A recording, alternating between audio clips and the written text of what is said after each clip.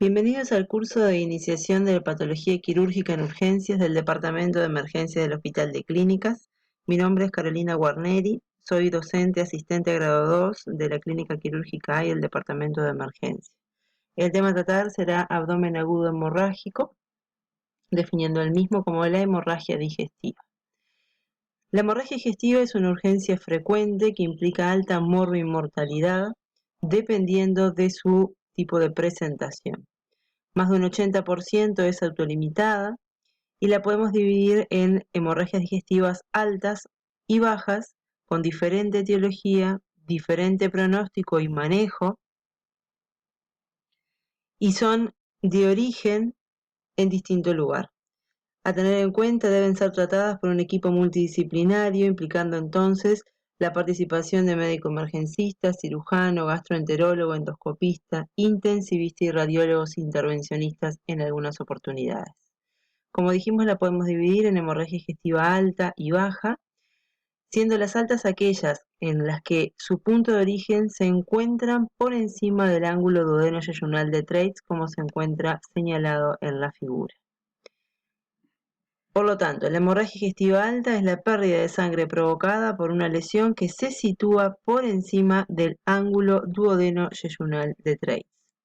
Del punto de vista topográfico y etiológico, encontramos aquellas que se originan a nivel esofágico, ya sea varicoso o no, un 15%, gástrico un 40% y duodenal hasta un 45%. La úlcera duodenal es casi 2 veces más frecuente que la úlcera gástrica, por lo tanto, dentro de la patología ulcerosa el origen duodenal es más frecuente que el gástrico. Le siguen en frecuencia lesiones agudas de la mucosa gastroduodenal, como ser la esofagitis, la gastropatía hipertensiva portal y las varices esofágicas. Otras etiologías, que representan alrededor del 5%, incluyen el desgarro de Mallory Weiss, que es aquel producido a nivel de la mucosa con una erosión y un sangrado de leve entidad sin repercusión hemodinámica y autolimitado, que habitualmente viene de la mano de un esfuerzo desmedido del vómito. Después están las angiodisplasias, el cáncer gástrico, las ectasias vasculares a nivel antral, las lesiones de Cameron, las fístulas aortoentéricas, por suerte poco frecuentes, la úlcera marginal a nivel de un sector donde hubo resección endoscópica o quirúrgica, y en un porcentaje no menor, que es de un 10%, no podemos encontrar la causa que justifique el sangrado. Del punto de vista de la manifestación clínica, hasta un 50% se manifiestan como melenas, que corresponde a un 30%, y hematemesis en un 20%, en tanto que la hematoquexia o la enterorragia es otra forma de presentación no poco habitual. La hemorragia digestiva alta entonces se manifiesta a forma de sangrado digestivo, dijimos. Entonces la hematemesis responde al vómito de sangre fresca, con coágulos, con restos hemáticos oscuros, en tanto que la melena es la emisión de heces de color negro intenso y brillante, blandas o pastosas y fétidas. Su color en la melena se debe a que la sangre se digiere y se oxida en el trayecto del tránsito digestivo y requiere un gasto de aproximadamente 60 a 100 mililitros de sangre en el tubo digestivo. La enterorragia es la exteriorización a través del ano de sangre roja, fresca o de color oscuro rojo e indica una entidad importante del sangrado, pudiendo incluso superar ampliamente el litro. Esto se debe a que cuando hay grandes volúmenes de sangrado, el peristaltismo se ve aumentado, ya que la sangre actúa como irritante y por ende disminuye el poder de oxidación. Y el color, entonces, va a ser rojo, rojo intenso, y esto habla entonces de la magnitud de ese sangrado. El color de las heces no siempre es un indicador fiable del origen de la hemorragia, y es así que la melena se puede manifestar también en las hemorragias digestivas procedentes del intestino delgado o del colon derecho. De ahí la importancia de la historia clínica.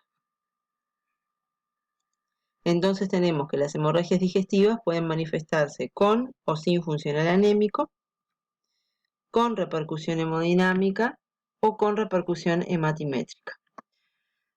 Por eso la importancia de la evaluación inicial, en donde cabe mucha relevancia en la anamnesis y en el examen físico, y es importante pesquisar 3 cosas: confirmar la presencia de la hemorragia, evaluar la magnitud del sangrado y comprobar si la hemorragia persiste activa o no. Por lo tanto, del interrogatorio nos van a importar elementos como la ingesta próxima de elementos irritantes para la mucosa gastrodenal, como ser fármacos, a modo de ejemplo el ácido acetilsalicílico u otros antiinflamatorios no esteroideos, conocer antecedentes de úlcera péptica previa o de síntomas sugerentes de dolor epigástrico postprandial y nocturno de aparición recurrente, clínica de enfermedad por reflujo gastroesofágico conocido, disfagia, vómitos con esfuerzo, pérdida de peso, cirugía gastrointestinal previa, tratamiento quimioterápico o con radioterapia por alguna patología oncológica subyacente o cualquier antecedente relativo al padecimiento de alteraciones de la coagulación o conectivopatías que pudieran agravar el sangrado actual. También es importante sospechar y realizar interrogatorio respecto a hepatopatías subyacentes, ingesta de alcohol, infección crónica por virus hepatitis B, hepatitis C, estigmas cutáneos de hepatopatía crónica, ya que descartando la misma podemos iniciar precozmente un tratamiento dirigido a esta entidad. Se debe interrogar también la ingesta de otros fármacos como ser anticoagulantes y antiagregantes plaquetarios y pesquisar factores de confusión. Por ejemplo, el empleo de hierro como parte del tratamiento de anemias crónicas genera una alteración en el color de la materia que puede confundirse con melenas. Y lo otro son lesiones a nivel de la esfera otorinolaringológica que puedan generar sangrados, esos sangrados deglutirse y confundirse con un sangrado digestivo alto.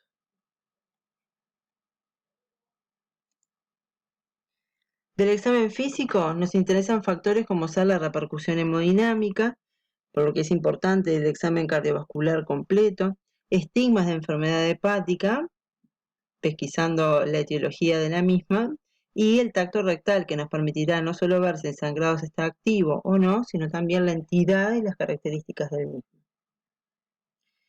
Inicialmente se va a suspender la vía oral, se colocará una sonda nasogástrica a bolsa colectora, generalmente utilizamos la de color naranja por su calibre y rápido acceso, y esto lo que nos va a proporcionar es una información de valor diagnóstico a la vez que prepara el estómago para una fibrogastroscopía. Lo importante es el contenido, que tiene un valor semiológico. La presencia de sangre fresca indica un sangrado activo. El aspecto de borra de café sugiere un sangrado detenido. El aspecto bilioso, o sea, la obtención de bilis clara, lo que nos refleja es una ausencia de un sangrado activo hasta el duodeno proximal, por lo menos. Se iniciarán lavados, ya sea con agua destilada o con suero fisiológico a temperatura ambiente, evitando así un descenso térmico en el paciente. El tratamiento depende si tiene o no tiene repercusión hemodinámica asociada. En los pacientes que no tienen repercusión hemodinámica ingresarán, se realizará un control clínico y hematimétrico y eventualmente un control endoscópico secundario previo al alta. Los pacientes que tienen repercusión hemodinámica serán ingresados a sala de reanimación o cuidados intermedios, se suspenderá la vía oral, se colocarán accesos venosos periféricos gruesos en miembros superiores y se iniciará un aporte con cristaloides manteniendo una hipotensión permisiva. La transfusión de sangre y componentes es importante, pero va a estar restringida a cada paciente. ¿Eso qué significa? Que los concentrados de glóbulos rojos se van a indicar cuando los valores de la hemoglobina caen por debajo de 7 gramos de decilitro en pacientes sin comorbilidades o por debajo de 9 en aquellos que tengan antecedentes cardiovasculares de peso. La indicación de transfusión de plaquetas y de plasma fresco varía en diferentes publicaciones. Sí se sabe que es indicación transfundir plaquetas cuando los valores son inferiores a 50.000 y plasma cuando el INR es superior a 1,5 o si el paciente requirió transfusión de más de 4 volúmenes de glóbulos rojos. Se iniciará inhibidores de la bomba de protones intravenoso, omeprazol 80 miligramos intravenoso, seguido de bolos de 80 cada 8 o por bomba de infusión continua. No existen trabajos que apoyen el empleo de la infusión continua o cada 8 horas, no hay diferencias significativas. Se suspende la anticoagulación si el paciente la recibía y se solicita una fibrogastroscopía de urgencia.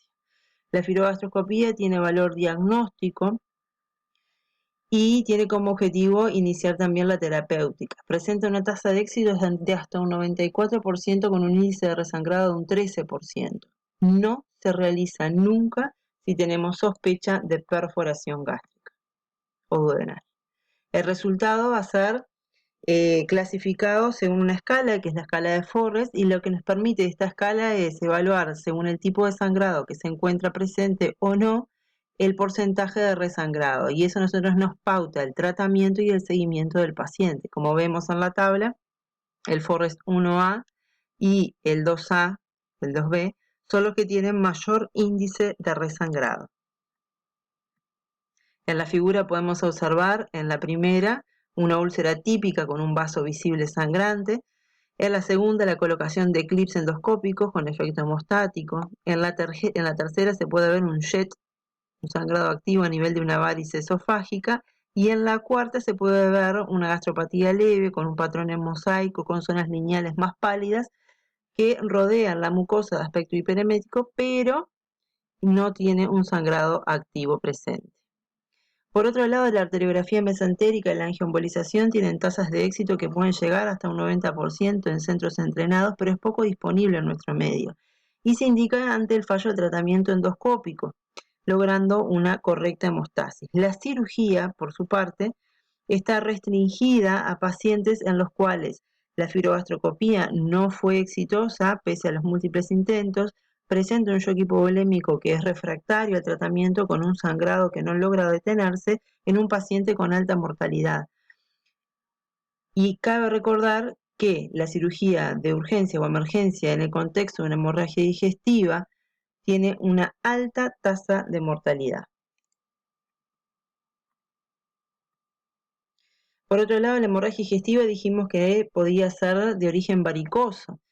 Aquellas hemorragias digestivas que son de origen varicoso van a tener un tratamiento inicial igual que el que ya planteamos, con la salvedad de que se emplea el taponamiento con sondas balón o sondas gástricas Sandstacken-Blackmore, que lo que logran es un aumento del tamaño de ese balón por insuflación con suero fisiológico, y eso comprime en forma extrínseca las varices que se encuentran sangrando, siendo un tratamiento contemporizador, no permanente. ¿Eso qué significa? Que nos permite un tiempo para estabilizar al paciente y detener el sangrado hasta tanto llegue el endoscopista e inicie el tratamiento con vasopresores y la ligadura a nivel de las varices comprometidas con bandas elásticas o esclerosis de la misma. Estos pacientes habitualmente requieren un CTI para el manejo. Por lo tanto, y haciendo un redondeo de lo que hablamos hasta el momento, cabe destacar que ante la sospecha de una hemorragia digestiva alta, lo primero que vamos a hacer es iniciar el tratamiento médico, administrar inhibidores de la bomba de protones, se colocará una sonda nasogástrica para ver si ese sangrado es activo o no, y la calidad del mismo, y se realizará una endoscopía urgente. Y dependiendo de la misma, podemos encontrar un sangrado activo o no. En ese caso, el endoscopista intentará un tratamiento endoscópico que habitualmente es suficiente para estos pacientes, o puede encontrar un coágulo adherido y intentar lavarlo o no, y en función de los hallazgos, tratar de hacer un procedimiento terapéutico o, si no tiene un sangrado activo, pasa a control. En la evolución de ese paciente se mantiene con inhibidores de la bomba de protones. En caso de tener un control clínico de la hemorragia, inicia la vía oral y se realizará una endoscopía previo al alta nuevamente, o en caso de tener un fracaso de tratamiento endoscópico con un resangrado, se intentará una nueva endoscopía. Y solamente en aquellos pacientes en donde no se logra detener el sangrado es cuando nosotros priorizamos la cirugía, que es en calidad de salvataje. Destacamos por último que las endoscopías que se realizan en el servicio de urgencia son terapéuticas y diagnósticas, pero no se realiza biopsia para ver si la lesión corresponde o no corresponde a una lesión neoplásica, no en la urgencia. Eso por un lado. Y por otro lado, en la evolución de estos pacientes, como dijimos, lo más frecuente es la úlcera gastroduodenal o la patología ulcerosa gastroduodenal y sus complicaciones. Se van a seguir en un servicio de policlínica de cirugía o gastroenterología y se realizará una biopsia para el Helicobacter pylori, siendo este el principal agente causal etiológico, y posterior tratamiento del mismo en forma ambulatoria. Muchas gracias.